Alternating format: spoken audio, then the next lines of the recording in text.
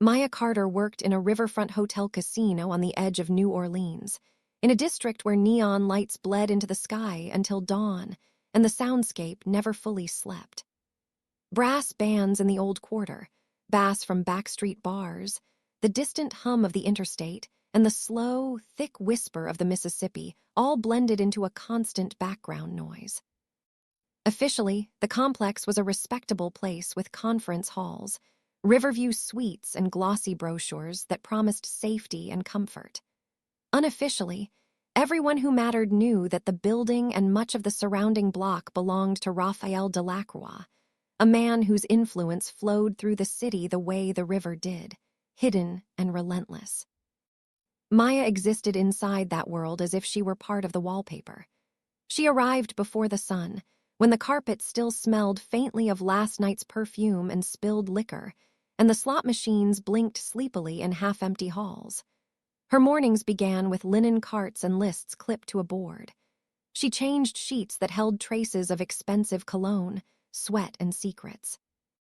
She collected towels dropped on marble floors, wiped away lip print smudges from crystal glasses, straightened chairs that only an hour before had held men making decisions they would never commit to email. Her uniform was designed to erase her.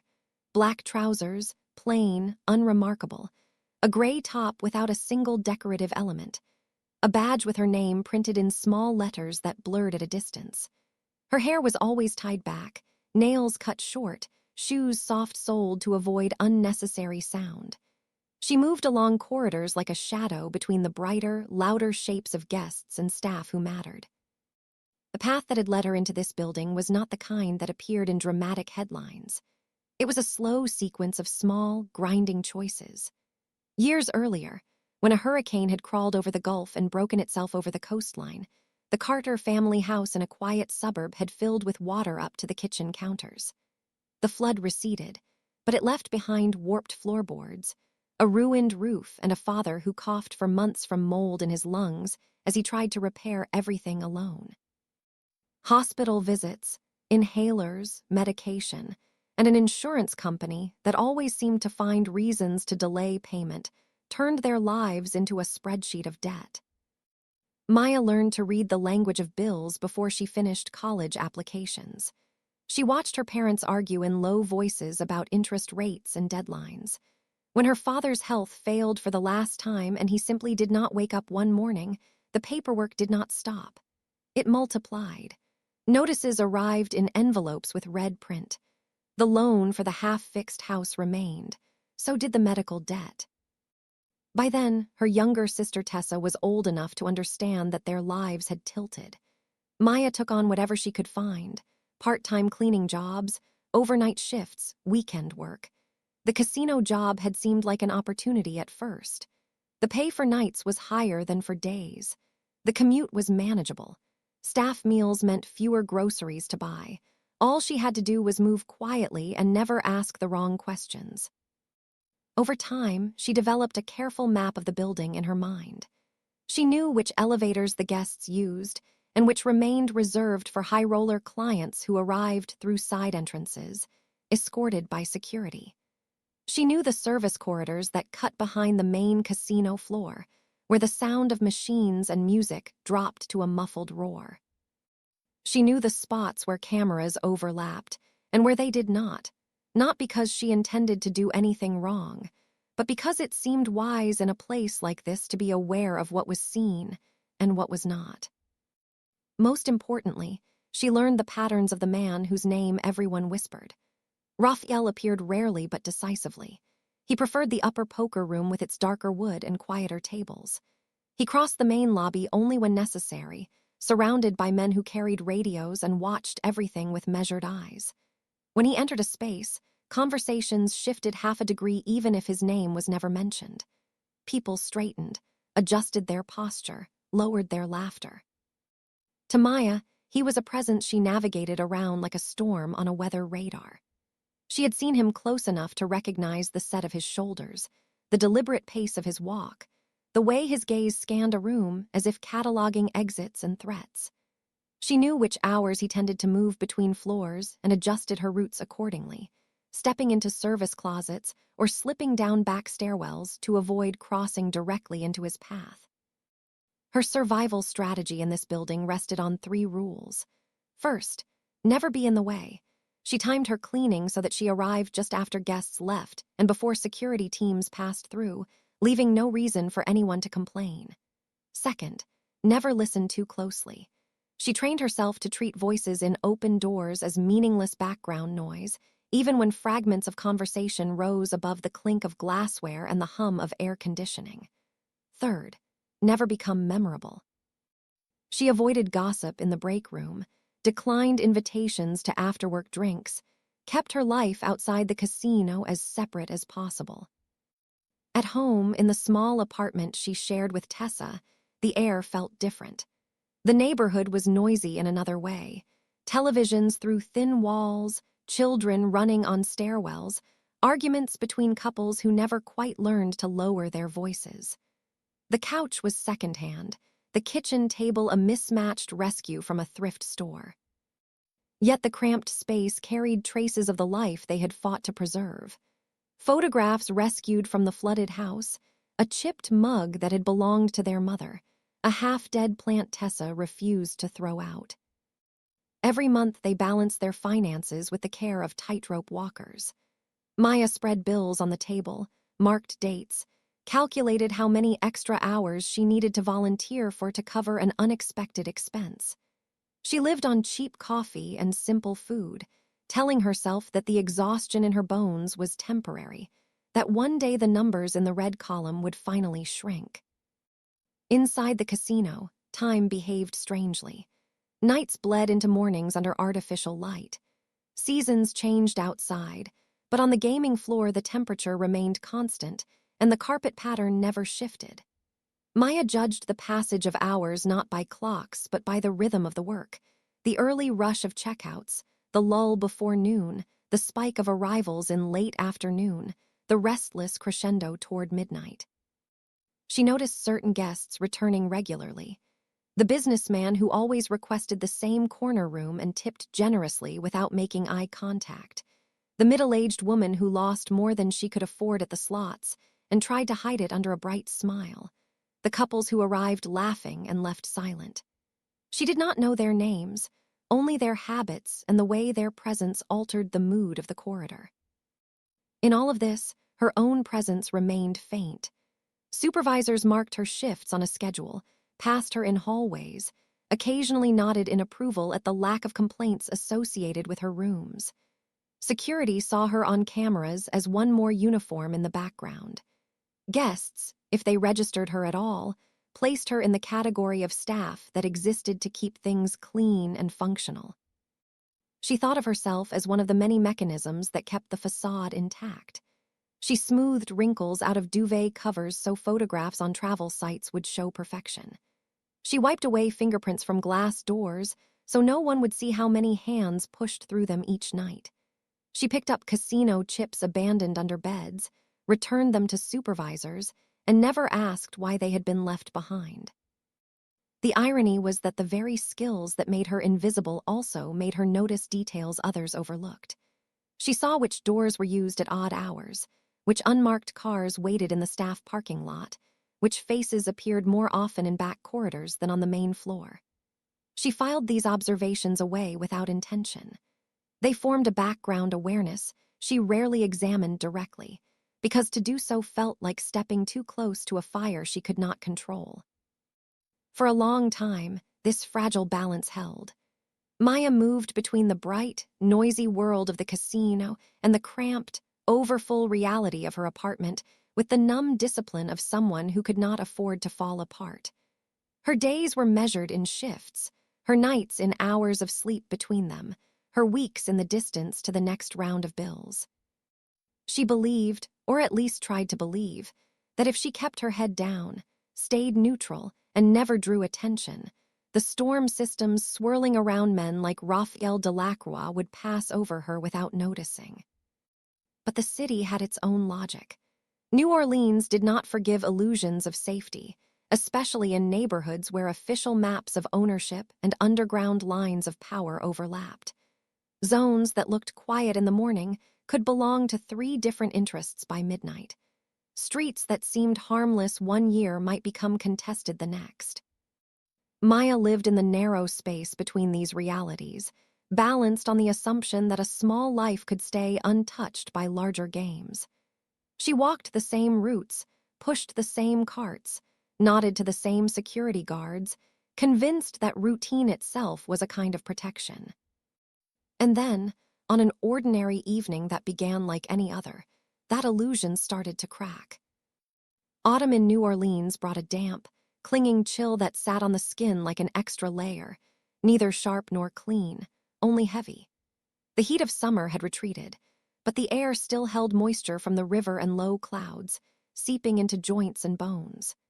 That evening, the casino's artificial climate felt almost welcoming in comparison, its filtered air and constant hum insulating Maya from the gray sky pressing against the windows. Her shift ran long. A tour group had requested late checkouts. One of the upper floors turned over slower than usual, and supervisors were on edge because a small conference was due to arrive at dawn. Maya moved from room to room with the steady rhythm of routine, stripping beds, loading laundry carts, collecting room service trays with cold coffee and half-eaten meals. With every completed room, her fatigue deepened into something granular, a fine weight behind her eyes and in the base of her skull. By the time she rolled the empty cart back to the service area and signed out, the casino floor had shifted into a different phase of the night. The earlier crowd of tourists and casual players had thinned. Leftover gamblers lingered at tables with the stubbornness of people chasing losses, while staff in crisp uniforms swept ash from carpets and replaced decks of cards. Security rotated at the entrances, exchanging brief nods and clipped reports. Kitchen workers guided rattling metal racks of dirty dishes toward the industrial sinks, sleeves damp from steam. Maya collected her bag from a locker in the staff room, shrugged on her lightweight jacket, and stepped through the service corridor toward the side exit. The contrast hit her immediately. Inside, light had no source. It simply existed in every corner, even at 3 in the morning. Outside, it came in islands. The doorway opened onto a small concrete landing and a stretch of asphalt that ran parallel to the river. One bright security lamp above the door gave way to a line of aging streetlights along the sidewalk, their glow stopped and broken by tree branches and leaning poles. The city sounded muted. The usual wash of horns and laughter from the more crowded streets seemed distant, filtered by the low cloud cover and the hour. A faint echo of live music floated from somewhere upriver, distorted by distance. The neon signs nearer the tourist zones painted long reflections in the damp patches on the pavement, but no clusters of people moved under them. The air smelled of wet concrete, engine exhaust, and a hint of the river's slow, muddy breath. The tram stop she used most nights lay 2 blocks away, visible from the casino's side entrance as a small shelter with scratched plexiglass and a metal bench. The route felt familiar enough to walk half asleep. She tightened the strap of her crossbody bag anyway, out of habit, tucking it under her arm. Her work jacket still bore the discreet logo of the hotel casino above the chest pocket, a patch she rarely thought about anymore. It might as well have been part of her skin. That night, the stretch between the building and the stop looked emptier than usual. A single car passed, tires hissing on the wet road, then disappeared into the curve. No group of smokers clustered near the side door. No late-night jogger cut across the street. The silence was not total, but the absence of human shapes made each small sound louder. The buzz of a faulty streetlight, the distant clank of a bar's metal gate rolling down, the soft slap of her sneakers hitting the sidewalk. On her left, between 2 tired brick buildings, a narrow alley split the block. She had passed it countless times without giving it more than a glance. During the day, residents from the upper floors sometimes strung laundry across it or dragged out trash cans. At night, it usually registered only as a darker vertical line in her peripheral vision, a thin slice of shadow smelling faintly of oil and garbage. That evening, it held a different density. She felt the change before she saw it, a prickling along the back of her neck, the instinctive tightening of muscles that had nothing to do with temperature. Shapes detached themselves from the depth of the alley and stepped into the margin where streetlight met darkness. 3 figures arranged themselves with an ease that spoke of practice rather than chance, spacing out to occupy the width of the sidewalk ahead. For a heartbeat, Maya considered turning back toward the casino door, but the distance already felt too long, too exposed. Continuing forward seemed just as risky, yet stopping in the middle of the empty sidewalk felt worse, like presenting herself as a stationary target. She chose the option that had always kept her alive so far. She kept moving, shoulders slightly angled, gaze lowered enough to avoid open challenge, yet not so much that she lost awareness of the ground. At first, the situation followed a familiar, ugly script. The narrowing of space, the subtle shift of weight that blocked the obvious route around them, the unspoken demand that hung in the air before anyone's lips moved. Hands gestured toward her bag, her pockets, the thin rectangle of her phone in her jacket. She knew the logic.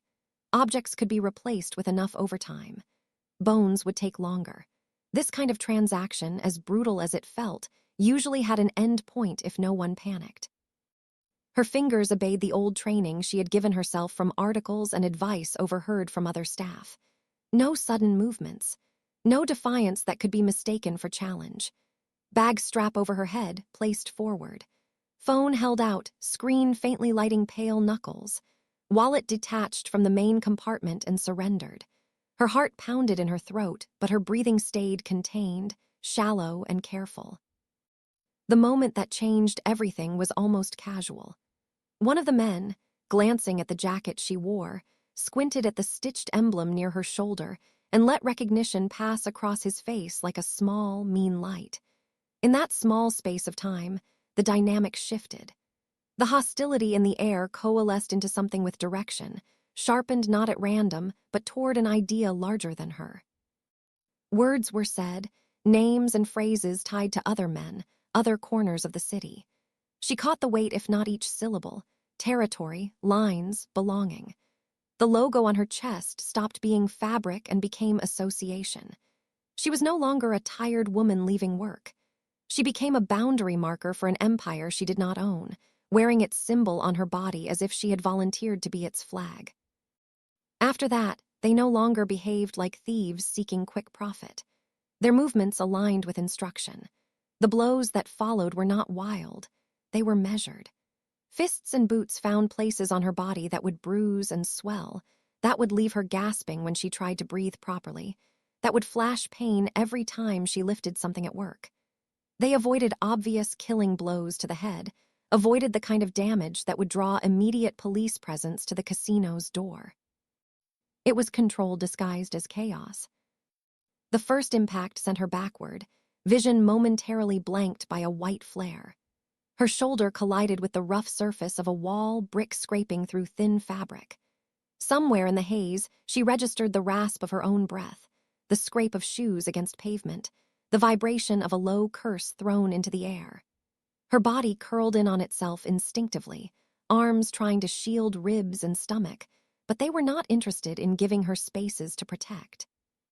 A foot drove into her side, once, twice, a third time, each contact rippling outward through tissue and bone. Rain, which had hung in the air all night as a threat, began to fall for real while they worked. Thin, cold drops swallowed by the warmth of her skin at first, then more insistent, washing blood from a split lip down her chin, tracing lines of diluted red onto the concrete. The sound of it on the pavement and metal surfaces blurred with the dull thud of blows until it all merged into a single, distant roar in her ears. When it ended not with a dramatic exit but with a withdrawal. They stepped back when they had made their point, collected what they wanted to keep, and slipped once more toward the alley's deeper shadow. Their silhouettes became part of the dark again, footsteps fading into the general noise of the night. The tram stop lamp ahead continued to cast its pale circle of light, indifferent. Cars still passed occasionally, spraying up water as tires cut through the shallow film on the road. Maya lay still long enough for cold to start seeping through her damp clothes into the heat of bruised muscles. Her cheek pressed against rough concrete, she tasted metal and grit. One eye refused to open properly. When she inhaled, A sharp, stabbing pain darted along her side, quick and bright and alarming. The primal part of her brain urged her to stay down, to stop moving and let darkness take over. Another part, the one that had carried her through long months of double shifts and unpaid bills, repeated a different command: get up. She pushed her hands against the ground. The scraped skin on her palms burned. Her arms shook under her own weight, but eventually she reached her knees, then her feet, the world tilting and blurring and slowly righting itself. Each step toward the tram stop felt disconnected, like walking through water. The station's light washed over her, revealing the state she had been trying not to think about. Jacket torn at the sleeve, one shoe soaked through, the front of her shirt stained darker where rain and blood had mingled. The tram arrived. She boarded out of habit rather than conscious choice, her fingers clumsy on the worn metal grab bars. Passengers glanced at her and then away, instinctively recoiling from the sight of someone carrying fresh damage. A woman frowned, shifting to offer a seat with a small motion of her bag. Maya took it because her legs threatened to fold. The ride blurred into segments. The jolt of the car starting, the flicker of streetlights through fogged windows, the low murmur of late-night conversations that had nothing to do with territory or messages. At her stop, she climbed down carefully, holding the rail with both hands, guiding herself onto the sidewalk. The walk from the station to the apartment building felt longer than usual. The stairwell smelled of fried food and detergent. Each step up to their floor sent a wave of pain through her side, pulsing in time with her heartbeat. At the door, she fumbled with keys until it opened and warm, familiar light from inside spilled onto the landing. Tessa's face shifted from annoyance at the late hour to shock in less than a second. The rest unfolded in a small, compressed sequence. Hands on her shoulders steering her to a chair, the rush of water in the sink, the rustle of their meager first aid supplies being emptied onto the table. The apartment's narrow walls seemed to close in, concentrating smells and sounds. The sharp scent of antiseptic, the clink of a chipped mug, the rustle of fabric as she tried to lift her arms without crying out. There was no talk of ambulances. The numbers attached to emergency visits had become a separate kind of fear in their household. Maya evaluated her own injuries with the practicality of someone used to ranking needs. No bone pushing through skin, no obvious deformity in limbs, no confusion in thought sharp enough to suggest severe head trauma. The pain in her side was deep and alarming, but not accompanied by difficulty drawing breath beyond what bruised tissue could explain. She told herself it would hold until morning, until cheaper options like a community clinic could be considered and weighed against rent. Lying on the thin mattress in their shared bedroom later, staring at the water stain on the ceiling, she tried to file the night under misfortune. Wrong place, wrong time, she repeated silently. Unlucky coincidence. City crime. All the phrases people used when they wanted to believe events were random. Yet the memory of the moment when one of the men recognized the logo on her jacket refused to fade. The shift in his posture, the calculated change in force, the way the assault had taken on a new tempo, none of that felt accidental. In a city mapped not only by streets and districts, but by invisible borders between those who controlled them, her uniform had turned her into a message board. Somewhere in New Orleans, people who made decisions about money and power would interpret that message. She did not know their names, only that one of them owned the building where she worked and the logo printed on her chest. She did not yet understand that the street, in its own brutal way, had just knocked on his door using her body as its fist. Morning greeted Maya with the sensation of something lodged under her ribs, a stubborn weight that punished every full breath. The left side of her body ached with a deep, dragging throb, as if the bruises had burrowed beneath the skin and anchored themselves to bone. Her face felt swollen and uneven, the skin tight where it had split and tender where fists had landed. One eye opened only halfway, its edges stiff from dried blood. She moved carefully, testing her body like a damaged structure that might collapse with the wrong shift in balance. In the bathroom mirror, harsh yellow light exposed everything makeup hoped to disguise. Blue and purple shadows pooled along her cheekbone, spreading toward her jaw like spilled ink. A darker mark on her temple suggested the moment a boot or palm had struck too hard. There were faint fingerprints on her neck, a blurred memory left by hands that had held her in place. She stood still for a moment, steadying herself against the sink, silently calculating the distance between her current condition and what a shift at the casino demanded. She built the mask anyway. Foundation became armor, patted gently into the swelling around her eye, spread carefully across the discolored patches. She adjusted her hair to fall over the worst of it, letting the loose strands cast a deliberate shadow. She avoided the uniform jacket with the casino insignia and chose an older one instead, plain and anonymous, as if removing the emblem might erase her connection to the night before. The casino welcomed her with its usual hurricane of noise. Lights blinked in erratic rhythms, machines chimed with artificial cheer, and the air carried the layered scent of coffee, perfumes, carpet cleaner, and anticipation. Workers moved in practiced patterns, security watched with trained stillness, and guests drifted in currents of luck and loss. Yet as Maya crossed the lobby, she felt a tension brush against her like a subtle change in temperature. People who understood danger by instinct paused just long enough to register the stiffness in her posture and the shadows beneath her makeup. She did what she always did. She kept to the edges of hallways, followed the least visible routes, and carried herself with the unremarkable presence of someone who was used to being overlooked. But her assignment changed the moment her supervisor handed her a cart and directed her toward the upper floors. The VIP level meant proximity to places she avoided, especially the private corridor that housed Raphael Delacroix's office. She assumed he was gone. He had patterns, and she knew them by avoidance alone. Mid-morning was usually reserved for meetings, travel between properties, or discreet conversations with people who never appeared on payroll lists. She knocked out of courtesy, received no response, and slipped inside with the quiet efficiency of someone who had practiced the movement countless times. She collected glasses, folded the blanket draped over the armchair, straightened the edges of files she never dared read, and wiped a faint ring left by an untouched drink. The room smelled faintly of cedar and expensive cologne, the kind that lingered in the air long after the owner was gone. Then the atmosphere changed, not with sound but with pressure, as if the room itself exhaled differently. She felt it before she understood it, a tightening of the air that made her spine stiffen. When she turned, Raphael was in the doorway, framed by the muted hallway light. He wore a dark shirt, the top button undone, sleeves rolled to his forearms. There was nothing hurried about him, and nothing forgiving. His eyes swept the room, taking in the cart, the chair, the desk, until they settled on her face. Makeup, so carefully applied, surrendered instantly under the scrutiny of someone accustomed to reading people faster than they could lie.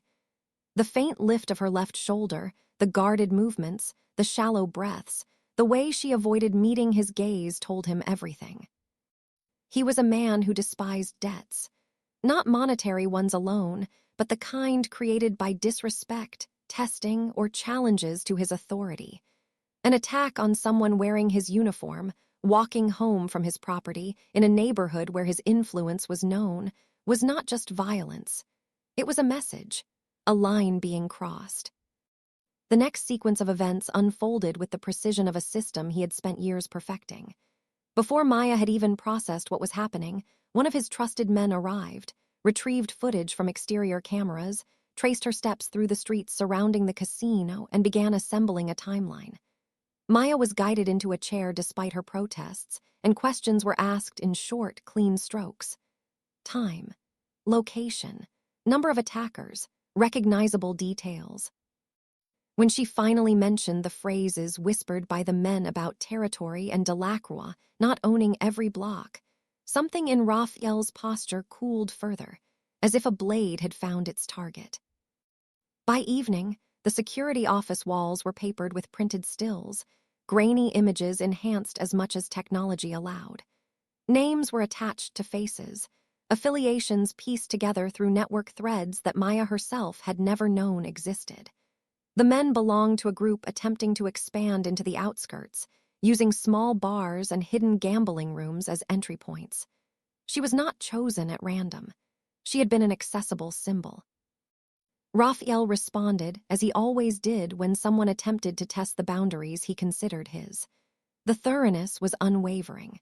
Surveillance routes were checked for tails. Maya was relocated to a high-floor suite designed not for comfort, but for containment disguised as hospitality. A doctor who never worked in official clinics arrived with a discreet medical bag. After an examination performed with steady, impersonal hands, the doctor listed her injuries: a fractured rib, subdermal bruising, soft tissue swelling, risk of concussion. He provided medications she would never have afforded and left without ceremony. Maya sat afterward with conflicting emotions pressing into her chest. Gratitude, unwelcome and sharp. Resentment, simmering quietly beneath the surface. She had survived her life by staying small, predictable, unnoticed. Raphael's intervention, though protective, dismantled that strategy in an instant. His decisions had weight, and she felt that weight settling on her like a second injury. Hours later, in the quiet suite overlooking the Mississippi River, she sat by the window and watched the bridge lights ripple across dark water. The room felt too clean, too silent, too far removed from her real life. A guard stationed outside the door reinforced the unspoken truth. She had been pulled into something she could not step out of easily. Downstairs, somewhere beneath layers of floors and private rooms, Raphael was already orchestrating his retaliation, methodical and absolute. On that night, without warning or choice, their worlds stopped running parallel and collided at an angle neither of them could ignore. The consequences of that collision were only beginning to take shape. The answer from Delacroix did not explode in a single moment. It unfolded like a slow tightening of a net around the city, visible only to those who knew how to read patterns behind routine. In the days that followed, New Orleans changed its rhythm in ways most people would have called coincidence. A bar on the corner that catered to men with restless eyes and heavy pockets suddenly closed for renovation after a series of unannounced inspections. Another, where unfamiliar faces had begun to cluster in the late hours, lost its license over unclear paperwork. A warehouse on the edge of the interstate received an unexpected visit from inspectors and had its power cut for safety reasons, forcing its owners to move their operations in a panic. None of these events had Raphael's name attached to them. All of them pointed in his direction. From her temporary room high above the river, Maya could not see the details, but she felt the shift in the building that housed the casino and hotel. Security, already discreetly present, thickened almost imperceptibly. New faces appeared in the corridors, moving with the alert steadiness of people trained to notice threats. Radios crackled more often behind closed doors. Meetings were called at irregular hours, and elevators were locked out for short periods with no explanation. The atmosphere changed from restless entertainment to something more focused and watchful, like the moment before a storm when the air holds its breath. Her own world shrank to the walls of the suite with its white linen, neutral carpets, and broad windows looking out over the Mississippi. The doctor who had examined her ribs returned at regular intervals, checking her breathing, pressing gently along the healing bone, adjusting medication. He spoke little, recorded much, and always left her with the impression that she was a case to be managed, not simply a person to be comforted. Still, the pain dulled day by day. The initial sharpness receded into a deep bruise, manageable if she moved carefully and avoided quick twists or deep laughter. Raphael's visits began as extensions of that clinical routine. At first, he appeared briefly, carrying food or files, or standing for a few moments to ask if she needed anything. His presence altered the room in a way she could not ignore. The noise of the city outside grew distant whenever he entered, as if the focus of the space narrowed around him. Over time, his visits lengthened. He started pausing by the window, watching the slow current of the river, the moving headlights on the bridge, the glitter of distant neighborhoods. In those quiet intervals, he sometimes allowed fragments of his own history to seep through the controlled exterior. He spoke of an old house in a poorer district, long before he had keys to hotel floors and casino vaults. He recalled a small family business crushed by an economic crisis and by competitors who had not hesitated to exploit weakness. His decision to never again allow someone to dismantle what he built did not sound like boast or threat in those moments. It sounded like a personal rule, etched into the foundation of his life. Maya listened and recognized in his story the echoes of her own.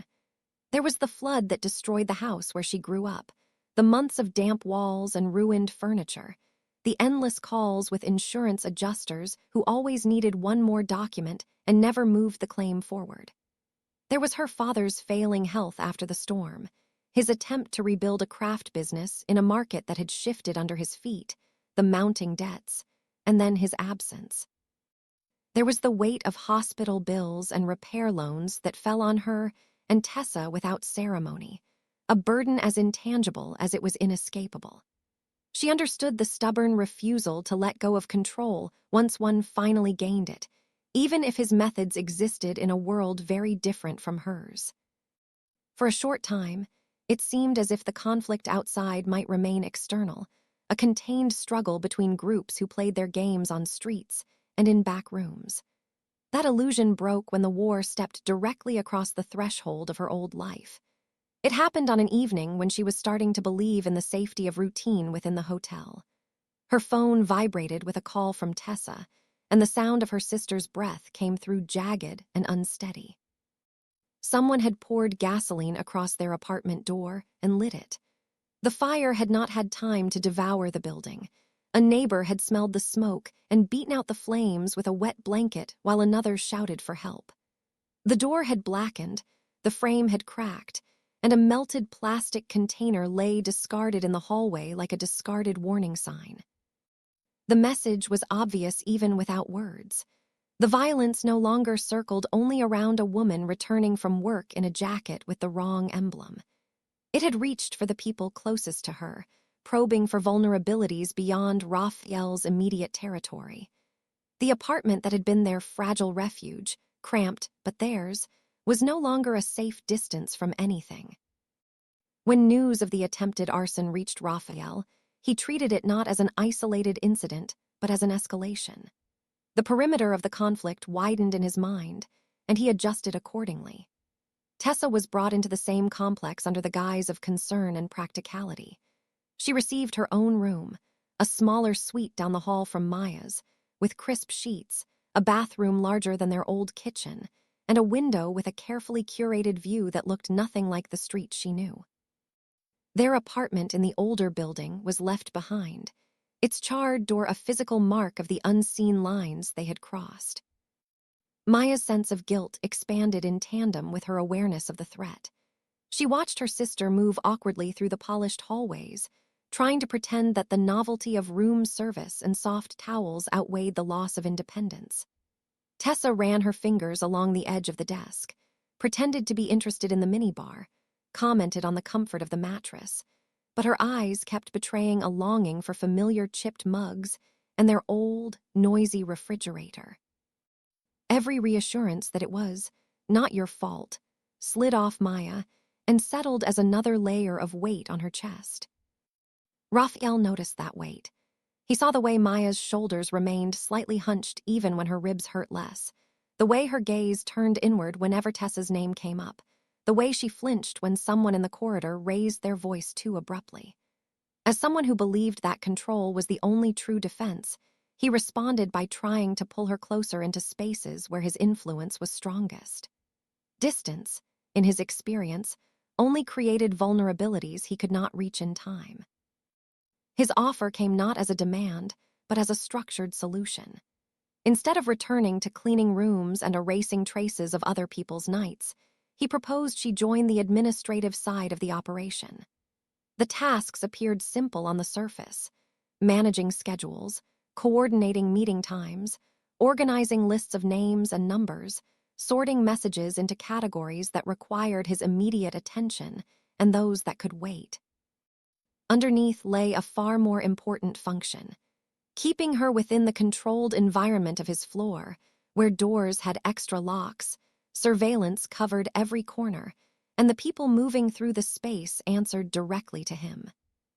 She hesitated. The idea of stepping into his inner sphere unsettled her.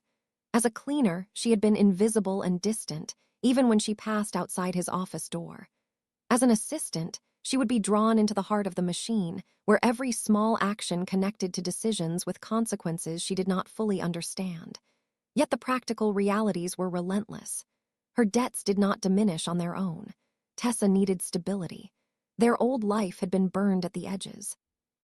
Options narrowed down to fragments. After nights of staring at the ceiling, tracing cracks in the paint, and weighing fear against necessity, Maya accepted. The next morning, the tools of her work changed. The cart and mop she had known so well were replaced with a desk, a tablet, a laptop, and a leather-bound planner that had belonged to some previous organizer of Raphael's days. Her world shifted from changing sheets and emptying trash cans to managing blocks of time and mapping priorities. The adjustment was not purely logistical. From her new seat near his office, she witnessed another side of his existence. People came and went with urgency packed into their steps. Some arrived in expensive suits, smelling of money and anxiety. Others wore worn jackets and carried themselves like men who were comfortable on the edges of the law. Raphael moved between these meetings with the same controlled pace he used everywhere, but close proximity revealed the small signs of where that distance had hidden. The faint shadow under his eyes after a night of planning. The stiffness in his shoulders after yet another compromise negotiated at the cost of future stability. The long pauses he allowed himself when he stood alone by the window, looking at the water as if measuring how far his influence really reached. Maya's role grew in significance. She became the one who shielded him from unimportant interruptions, who rearranged appointments when circumstances shifted without warning, who learned which calls could be delayed and which had to cut through everything. She filtered documents, prioritized messages, kept track of who owed him favors and who demanded too much. The work required attention and discretion, and she discovered that she had a natural instinct for patterns, for sensing where timing mattered most. In return, his concern for her transformed subtly over weeks. At first, he checked her injuries with the detachment of someone ensuring a resource did not fail. But as her bruises faded and the fracture hardened into solid bone, his gestures took on a different quality. He noticed when she winced after sitting too long and wordlessly postponed a meeting that would have required her to stand and take notes. He adjusted the height of her chair, arranged for a softer cushion, and began insisting she take short walks down the hallway to keep her back from seizing. He never named the shift. Neither did she. Yet there was an undeniable line running between them now, spun from shared vulnerability, exchanged trust, and the simple, persistent reality that his decisions were now shaped by the knowledge that someone in his immediate circle could be hurt because of them. The war that had begun on the street outside the casino had moved into the hotel, into his office, into her daily routine. It occupied their schedules, influenced their choices, and changed the interior architecture of their lives. By the time Maya realized how much had altered, the sense of being in a gilded cage had softened into something more complex. It was still a form of containment, but one in which she held more agency than before. She understood that the safety wrapped around her came with risks she did not yet fully see. She also understood that walking away from it would not return her to the life she knew. The city had already marked her. The fire at the apartment door had already said everything. The conflict was no longer just between rival groups in the shadows of New Orleans. It had taken up residence in the rooms they inhabited, in the routines they followed, in the decisions they made together and apart.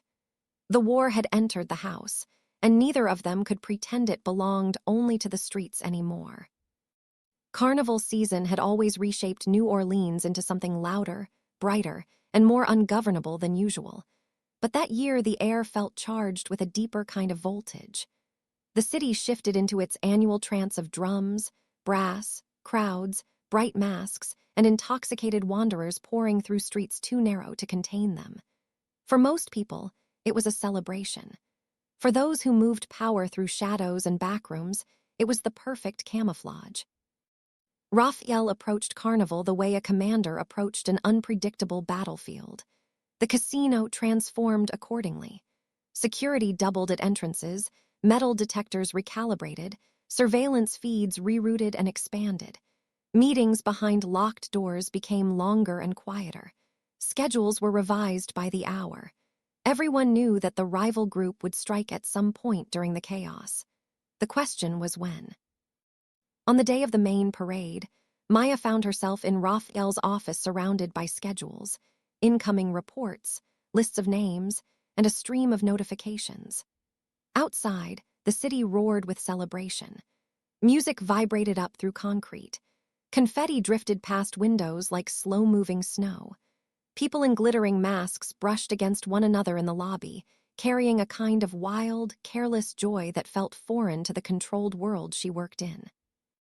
She checked again to ensure Tessa had been moved into one of the private lounges, where only vetted personnel had access.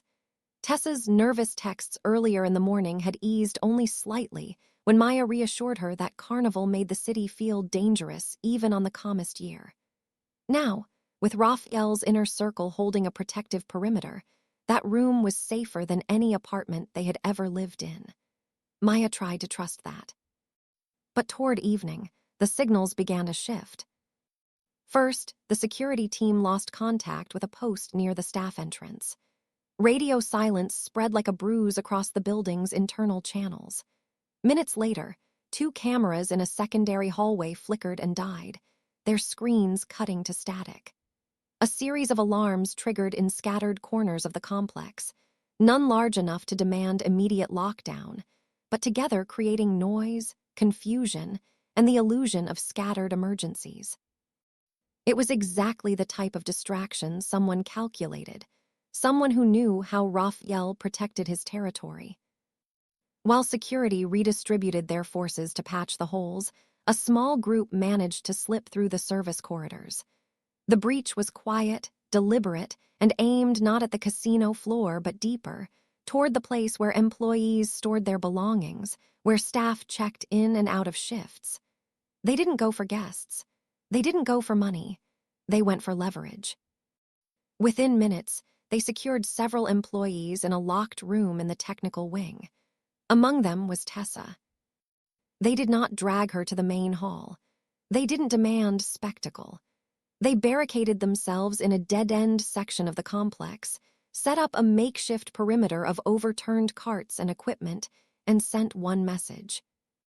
Delacroix gives up a portion of his shipping contracts, or someone inside this room will not see sunrise. The news reached Raphael through a short, sharp chain of whispers. Maya heard Tessa's name and felt the world tilt. Her heart hammered so hard it drowned out the noise of Carnival and the muffled brass horns outside. Raphael stood very still, his face unreadable. In his world, hostages were leverage. Threats were currency. Violence was a language spoken fluently by everyone who mattered. He could answer the situation in any of a dozen brutal ways. He could storm the wing, accept casualties, and prove to his rivals that he never ceded to pressure. But the variables had changed.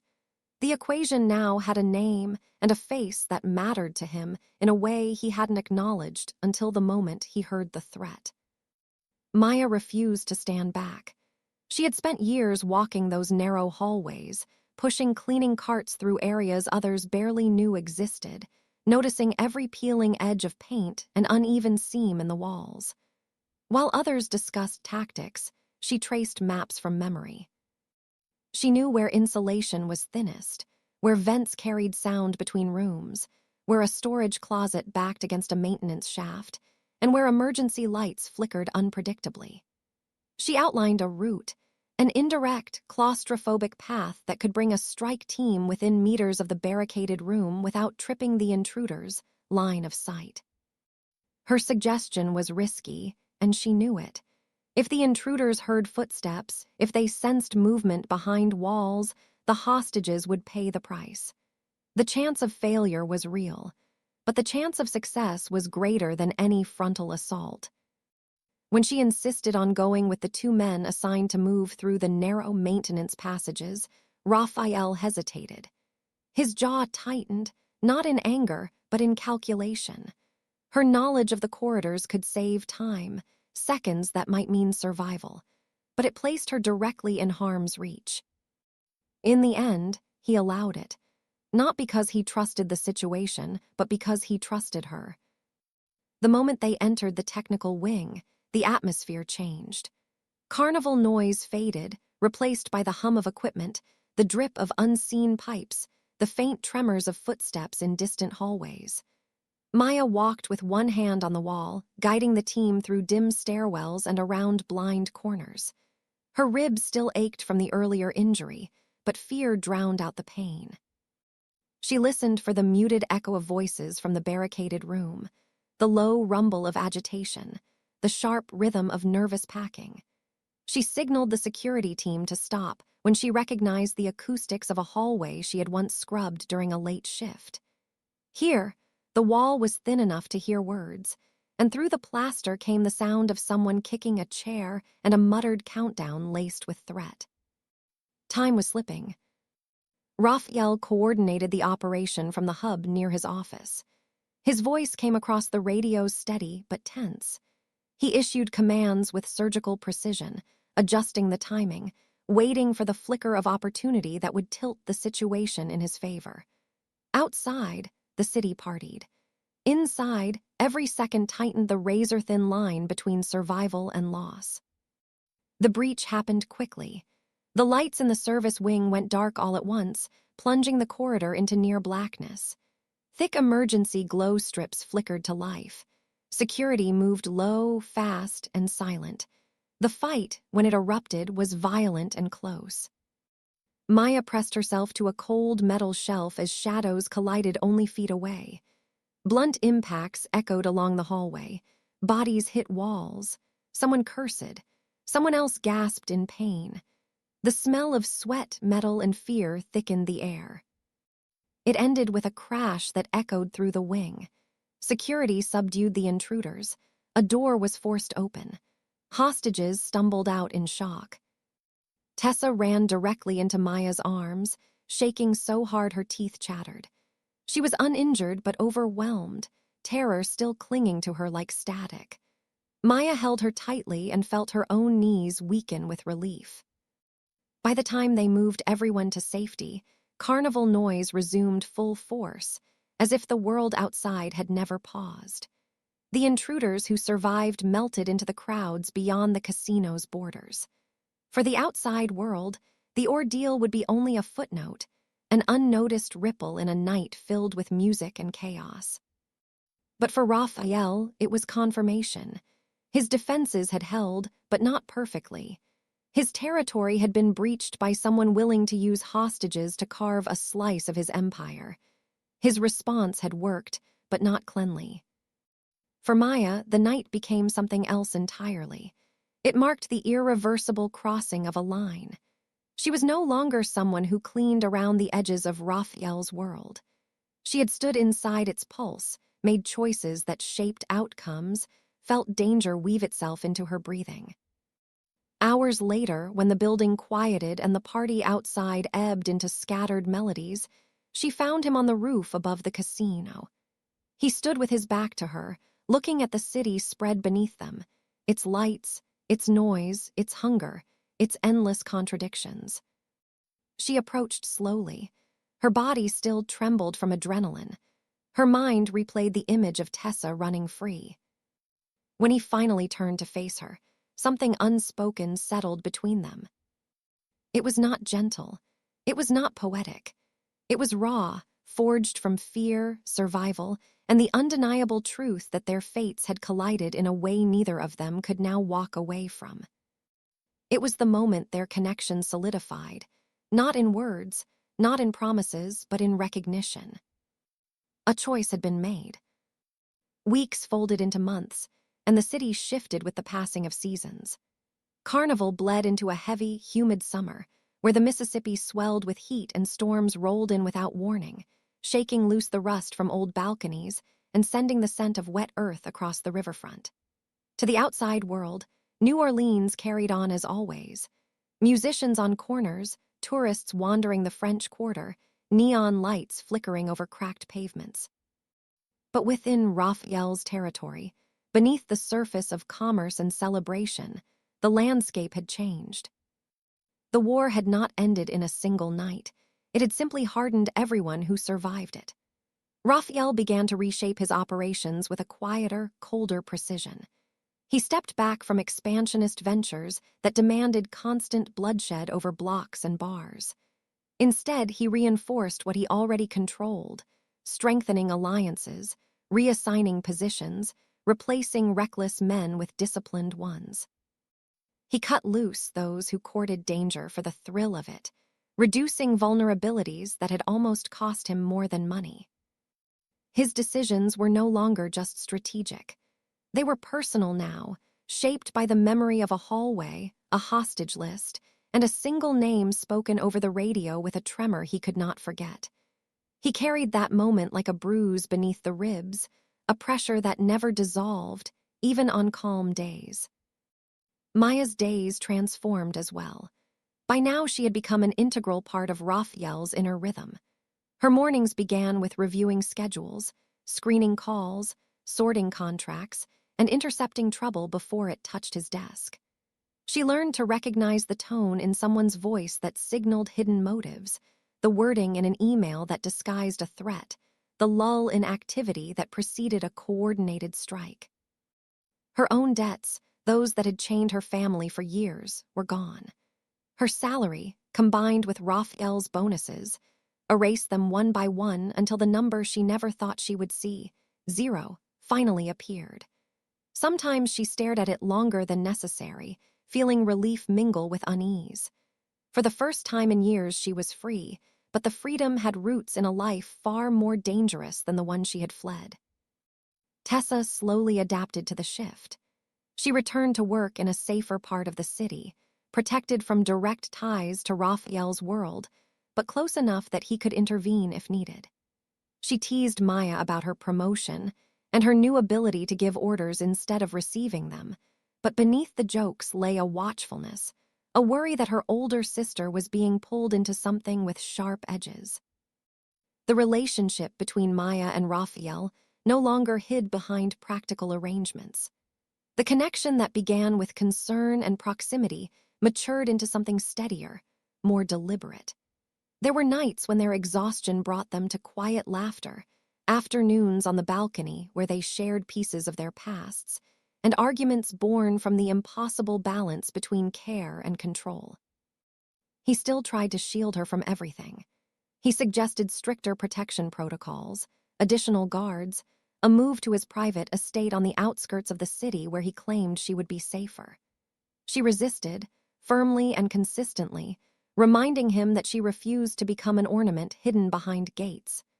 She wanted the right to decide where she walked, even if her routes were shadowed by unmarked cars and watchful eyes she pretended not to see.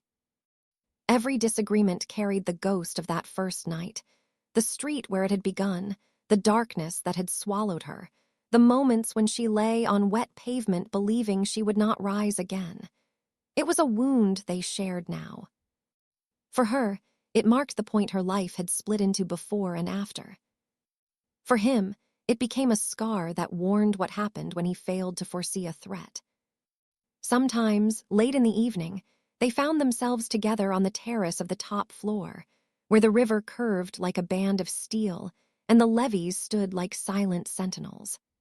Sunset washed the water in copper and rose, reflecting a city that always looked more peaceful from a distance than it ever was up close. Maya would stand with her hands resting lightly on the railing, watching ships drift toward the horizon.